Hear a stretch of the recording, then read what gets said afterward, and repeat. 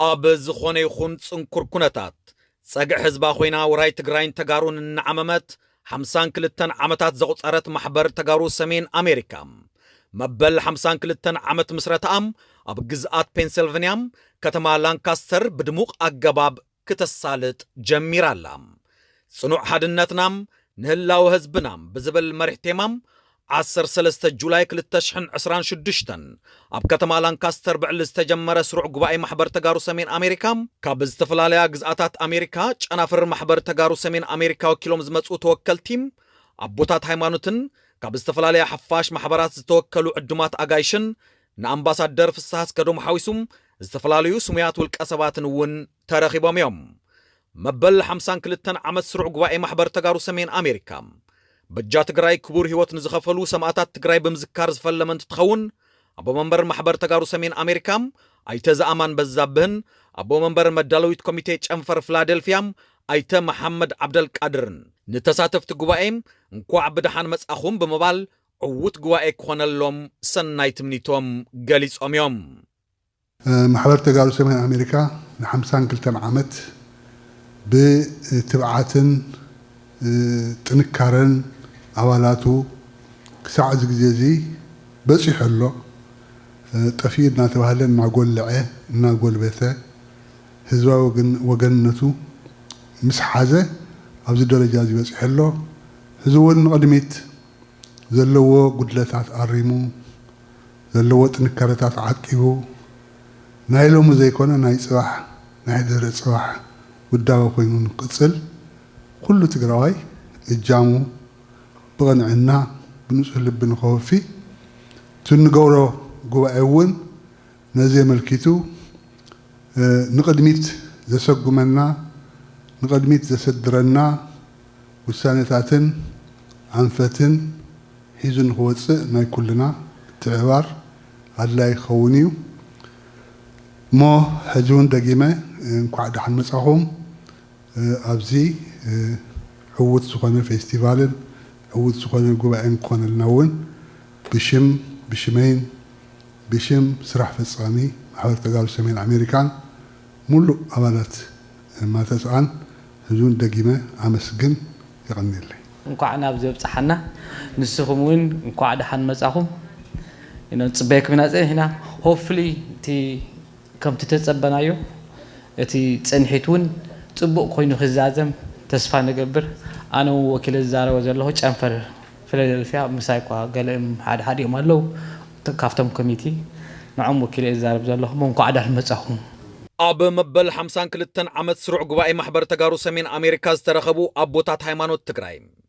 تقراي كابز حزلت اللكونتات كتساقر تدا خوينام أفلالايتنا نقون نقديفنام من تقراي بحادة دوك نبلن زخواني يخون عينة أفلالاي بلز بكنفتحن حادرا بمبال معدوم قليس أميوم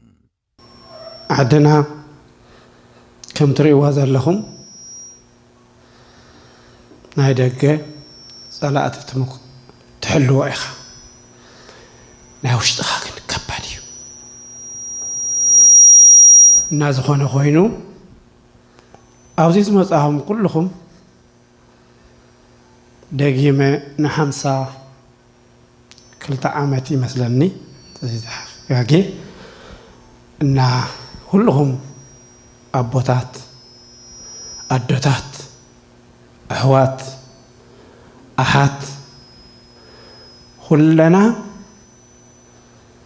نابتزم مصيهم زنيهم استفعل عليه سرحهم قديفكم دقهم قديفكم مصيهم نمنتاي نعدهم نهاجركم لكم مصيهم نيهم أبزين سبسوا نجيت إخوانني أنا إسرائيلاويان بفرعون قط انتلو قدوس ميكائيل اندامرح بحر إرترا أشاقين نحنا تقارد ما كم تقدوس ميكائيل اندامرح زوصهم نايتن الدتات بخيات نايتن هزانات بخيات نرهيل زي السمع عملاك دما نتناي الدتاتنا ناي تقراي هزبي እግዚአብሔር ይስማዓልና አውዚው ንሕና እስላምም ካቶሊክን ጴንጤም ኦርቶዶክስም ሓደ ትግራይ ሓንቲ እያ ትበፅሓና ሓንቲ ትግራይ እያ ዘላትና ክልተ ትግራይ የብልና ሓደ ኣካል ሓደ ኣምሳል ኮይንና ኢድና ኢድ ተተሓይዝና ንትግራይ ንህዝብና ክንረድእ ሓደራ ኣብለኩም ሓደ ኢና እቶም ቆልዑት ዘለዉ ደቅና ከዓ ተኸቲሎም ንሓና ተኸቲሎም ንሕና ከይብቲ ኢና እቶም ተኸቲሎም ምንቲ ክኽተሉናን ከብሉናን ከዓኒ ክነምህሮምን ክነብሎምን ይግባእ እዩ እሞ ተሓዋቒፍና ኢልና ንወደፊቱ ረቢሕና ክንቅፅል የብል ሰላምን ጥዕናን ይሃበና ተወካሊ ኮር ውድብ ህዝባዊ ወያነ ሓርነት ትግራይ ኣይተ ሽሙያ ኣጽብሃ ብወገኖም ንውድቦም ወኪሎም መልእኽቲ ዘሕለፉ እንትኸውን ኣደመንበር ማሕበር ደቂ ኣንስትዮ ትግራይ ሰሜን ኣሜሪካ ወይዘሮ ሄለን ግደይን ተወካሊ ማሕበር መናእሰይ ተጋሩ ሰሜን ኣሜሪካ መንእሰይ ሃፍቶም ሉቃስን እውን ኣብ ህልው ኩነታት ትግራይን ህዝባን ኣመልኪቶም ንማሕበሮም ወኪሎም ዘረባ ስሚዖም እዮም ማሕበር ተጋሩ ሰሜን ኣሜሪካ ማትሰኣ ንዝሓለፉ 52 ዓመት ኣብ ጎኒ ህዝቢ ትግራይ ተሰሊፉ እናተቃለሰ ዝጸንሐን ዝቃለስ ዘሎን ማሕበር እዩ ማሕበር ተጋሩ ሰሜን ኣሜሪካ ኣብቲ ብህዝባዊ ወያነ ሓርነት ትግራይ ዝተመርሐ ናይ ቃልሲ 17 ዓመታት ብፍትሓዊ ዕላማት ቃልሲ ንዓለም ኣብ ምፍላጥ ብገንዘብን ንዋትን ጉልበትን ኣብ ምግባር ጥራሕ ዘይኮነስ ኣባላቱ ናብ በረኻታት ትግራይ ወሪዶም ክቃለሱ ብምግባር እጃሙ ዝተዋፅአ ውድብ ህዝቢ ትግራይ እዩ ማሕበር ተጋሩ ሰሜን ኣሜሪካ ድሕሪ ብረታዊ ቃልሲ ኣብ ዝነበሩ ዓመታት ዳግመ ህንፀት ልምዓትን ምትካል ዲሞክራሲ ስርዓትን እውን ኩለ መዳያዊ እጃሙ ተፃዊቲ እዩ ኣብዚ ከምዚ ዝበለ ኩነታት እናሃለና ኣብ ልዕሊ ህዝቢ ትግራይ ኣብ ዝሓለፉ ዓመታት ተኣወጀ ቁሉዕ ጆኖሳይድ ስዒቡ እውን ማሕበር ተጋሩ ሰሜን ኣሜሪካ ንደቂ ትግራይ ወዲቡ ድምፂ ህዝቢ ትግራይ ክስማዕ ኣምባሳደራት ትግራይ ኮይኖም ክቃለሱ ዝፈጸሞ ታሪክ ብወርቂ ቀለም ዝተጻሕፈ እዩ ማትሰኣ ኣብቲ ሕዚ ህዝቢ ትግራይ ንምርግጋጽ ህልውኑ ዘካይዶ ዘሎ ቃልሲ ብገንዘቡን ፍልጠቱን ብምድጋፍ ኢሉ እውን ኣባላቱ ናብ ትግራይ ብምምጻእ ምስ ህዝቡ ዝቃለስን ዘቃልስን ማሕበር እዩ ብሓፈሻ ማሕበር ተጋሩ ሰሜን ኣሜሪካ ነቲ ክብርታት ህዝቢ ትግራይ ሓደ ዝኾነ ብሓድነት ተወዲቡ ዝተቃለሰ ይዕወት ዝብል ኣምር ብምብጋስ ነቶም በአካል እምበር በመንፈስ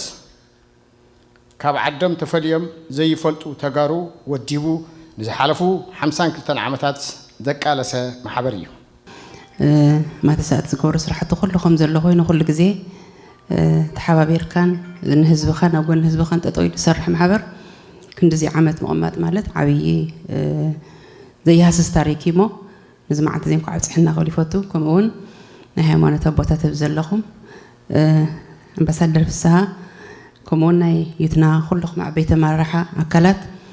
ከምኡ ናይ ማሕበራት መራሕትን ተወከልትን ኩልኩም ዘለኹም بحفشة بس جزاز لهم كلهم تجارو نقع سلام الرخبنا قعنا زي ما عبد يبصحنا قبل يفوتوا بمحبرين بشمعين كمسكني دل مالتيو كم محبر تجارو سمين أمريكا ياو النزبع على زي كنا خبر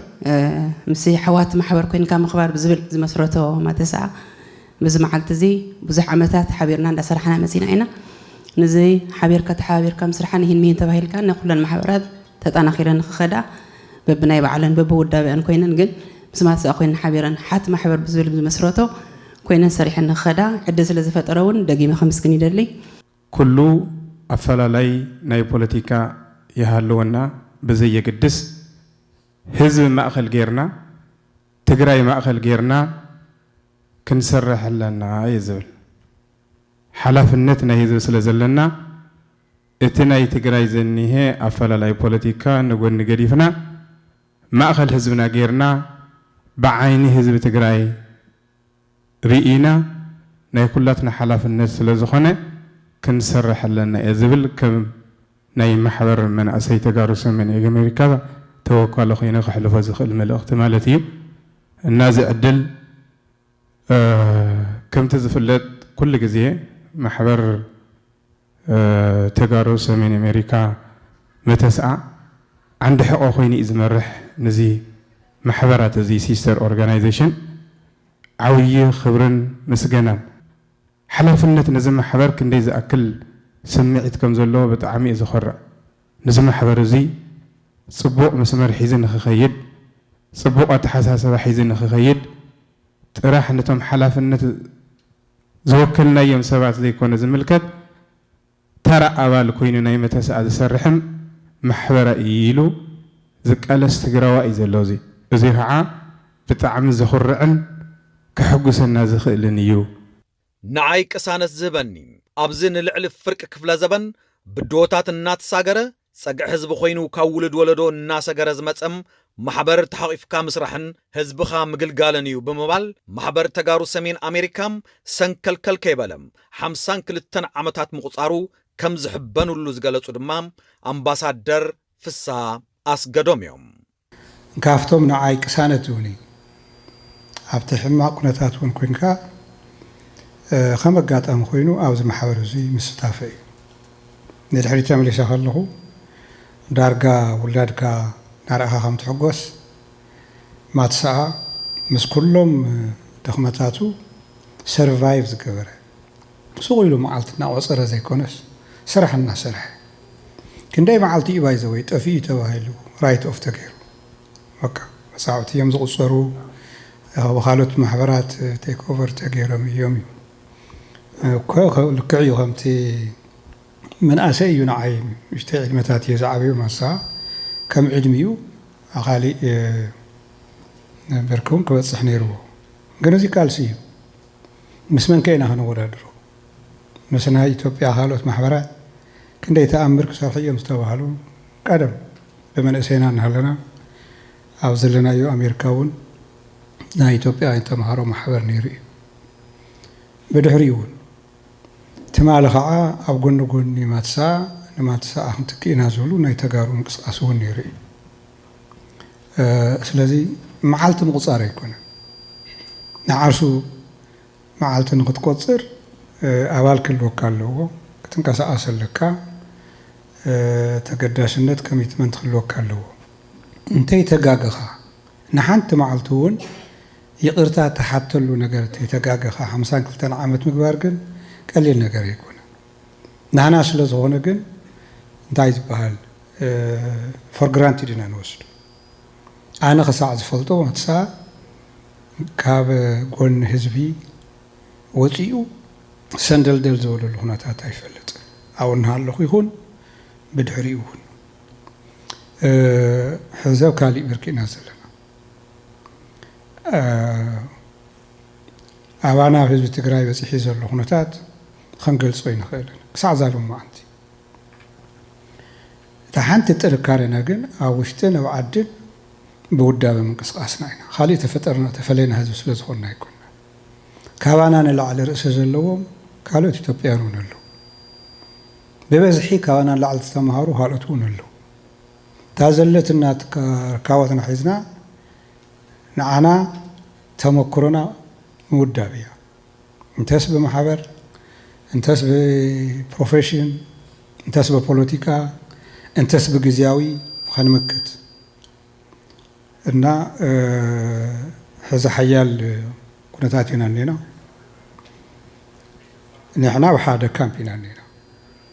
ኣንቶ መንእሰይ እቶም ይዛረብ ነይሩ ዝተፈላለየ ፖለቲካ ረኣያ ክህልወና ይኽእል እዩ ንህዝቢ ትግራይ ወኪልና ግን ኣብ ሓንቲ ካምፕ ኢና እኒና ንሳ እውን ፀረ ፅንተት ካምፕ ትበሃል እቲ ካሊእ ካልኣዋይ ሳልሰዋይ እዩ ካልኦት ካብዚ ወፃኢ እዮም ንህዝቢ ትግራይ ዝተኸሓሉ እንተኸሓሉ ዝሓሰቡ እንተሓሰቡ እታ መስመር ሸተት እንተኢልካያ ኣብ ካሊእ እያ ኣብዚ ካምፕ እዚ ኮይንና ግን ንወቃቐስ ኣብዚ ናይ መኸተ ካምፕ ኮይንና ኣብ ውሽጢ መኸተ ኮይኑ ክሪቲካል ዝርኢ ሰብ ኣፕሪሽት ንግበሮ ምንታን ክዕውተና ካባይ ጀሚሩ ዕድመይ ሙሉእ ተቓለስ ኩሉ ውድብ ብናይ መርፍእ ነዃል እዩ ዝሪኦ እዚ ክትገብር ኣለካ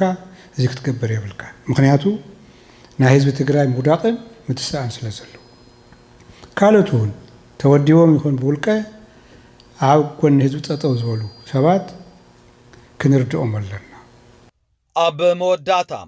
ማሕበር ሓድነት ተጋሩ እስራኤል መልእኽቲ እንኳ ኣብፅሐኩም ዘሕለፉ እንትትኸውን መበል 52 ዓመት ስሩዕ ጉባኤ ማሕበር ተጋሩ ሰሜን ኣሜሪካ